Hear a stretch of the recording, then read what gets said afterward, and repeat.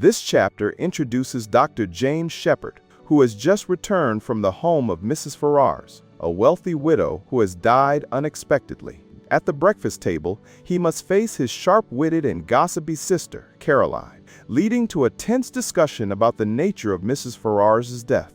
Mrs. Ferrars died on the night of the 16th, 17th of September. I was sent for at 8 o'clock on Friday morning. There was nothing to be done. She had been dead for some hours.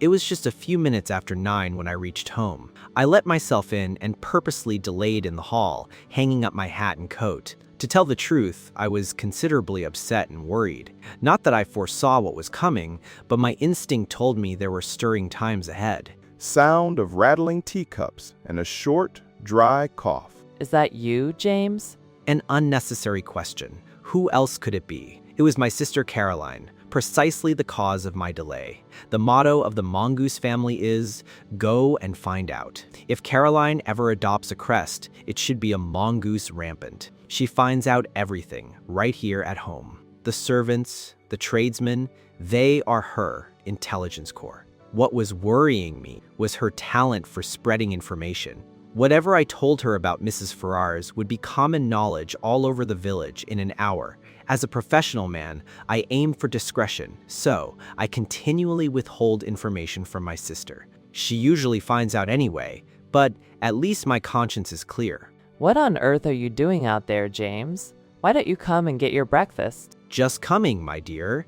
I've been hanging up my overcoat. You could have hung up half a dozen overcoats in this time. She was quite right. I could have. I walked into the dining room, gave Caroline the accustomed peck on the cheek, and sat down to eggs and bacon. The bacon was rather cold. You've had an early call. Yes, King's Paddock, Mrs. Ferrars. I know. How did you know? Annie told me. Annie, our parlor maid. A nice girl, but an inveterate talker. Well? A bad business. Nothing to be done. Must have died in her sleep. I know. You can't know. I didn't know myself until I got there, and I haven't mentioned it to a soul. If that girl Annie knows, she must be a clairvoyant. It wasn't Annie who told me about that part. It was the milkman. He had it from the Ferrars' cook. There is no need for Caroline to go out to get information. She sits at home, and it comes to her. What did she die of? Heart failure?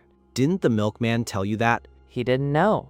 Ah, well, she was bound to find out sooner or later. She died of an overdose of veronal. She's been taking it lately for sleeplessness. Must have taken too much. Nonsense. She took it on purpose. Don't tell me.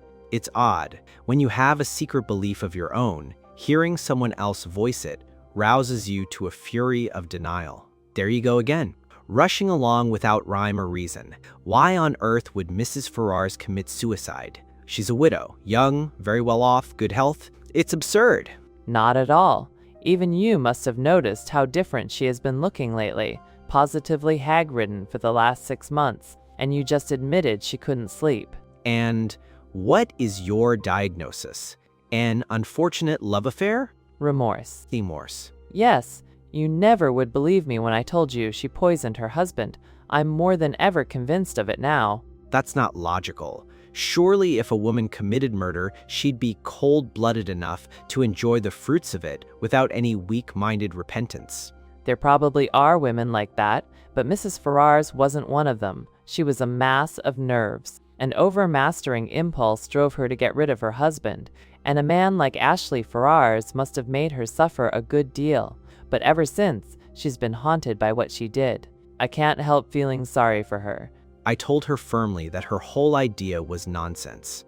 I was all the more firm because I secretly agreed with some part of it. But it is all wrong that Caroline should arrive at the truth simply by inspired guesswork. I wasn't going to encourage it. Nonsense. You'll see. 10 to 1, she's left a letter confessing everything. She didn't leave a letter of any kind. Oh, so you did inquire about that, did you? I believe, James, that in your heart of hearts you think very much as I do. You're a precious old humbug.